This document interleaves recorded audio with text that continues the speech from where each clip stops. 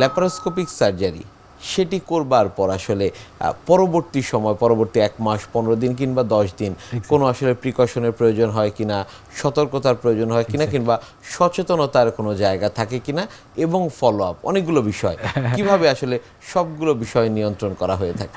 Exactly, এইটা হলো গিয়ে কি, একটা সার্জারির পরে, সেটা নট অনলি ল্যাপারোস্কোপিক সার্জারি, যে কোনো সার্জারির পরে পোস্ট সার্জারি মানে সার্জারি পরবর্তী, সাধারণ মানুষের ভাষায় আমি বলতে চাচ্ছি, সার্জারি পরবর্তী কিন্তু কিছু রেসপন্সিবিলিটি সার্জন বা টিমেরও থাকে, কিছু রেসপন্সিবিলিটি বা দায়িত্ব রোগীর নিজেরও থাকে। এই দুইজন যদি রেসপন্সিবিলিটি ঠিকভাবে পালন না করে, অনেক সফল সার্জারিও সফলতা থেকে বিফলতায় পর্যবসিত হতে পারে।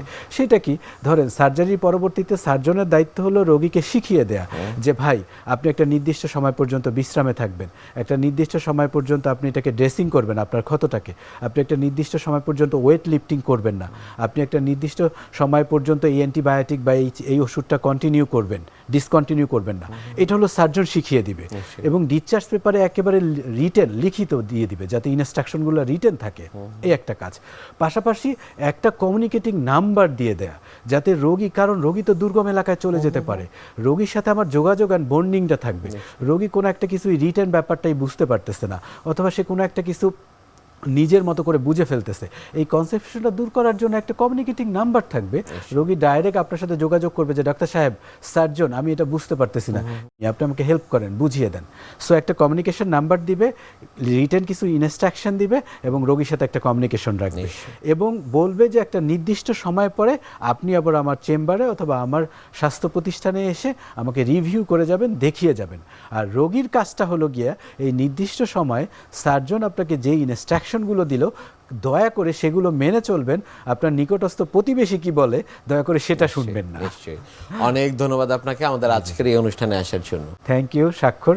প্রিয় দর্শক, এতক্ষণ দেখছিলেন স্বাস্থ্য প্রতিদিন। কথা হচ্ছিল খুব গুরুত্বপূর্ণ একটি বিষয়, সার্জারির আধুনিক পদ্ধতি নিয়ে। আশা করি আমাদের এই গুরুত্বপূর্ণ তথ্যগুলো আপনাদের অনেক বেশি উপকারে আসবে।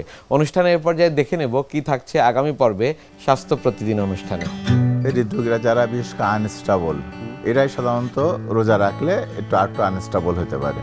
কারণ আনস্টেবল বলতে কি, যাদের প্রেশার কম থাকে বা প্রেশার খুব বেশি বেড়ে যায়, অথবা যাদের আমরা হার্টের পাওয়ার বলি, ইজেকশন ফ্র্যাকশন কম, যে 25%-এর কম ইজেকশন ফ্র্যাকশন আমরা ইয়েব বলি, এই সমস্ত রোগীরা সাধারণত ঝুঁকির মুখে থাকে। এই ঝুঁকির মুখে যেসব রোগীরা থাকে, এরা যদি যেহেতু আনস্টেবল থাকে, রোজার মাসে আরও আনস্টেবল হতে পারে, এই জন্য এদের ওষুধটা সাধারণত অনেক সময় দেখা যায় আমাদের একটু অ্যাডজাস্টমেন্টের প্রয়োজন হতে পারে, সতর্কতার প্রয়োজন হতে পারে। বিশ্বের যে কোনো প্রান্ত থেকে যে কোনো সময় আপনাদের পছন্দের অনুষ্ঠান স্বাস্থ্য প্রতিদিন দেখতে ভিজিট করুন আমাদের পূর্ণাঙ্গ ওয়েব পোর্টাল www.ntvbd.com। এছাড়া এনটিভির সব জনপ্রিয় অনুষ্ঠান ও খবরের আপডেট পেতে ভিজিট করুন আমাদের ইউটিউব চ্যানেল ও ভেরিফাইড ফেসবুক পেজে। আজ এখানেই শেষ করছি, আগামীতে আবারও দেখা হবে। সে পর্যন্ত আপনারা সবাই ভালো থাকুন, সুস্থ থাকুন, এনটিভির সাথেই থাকুন।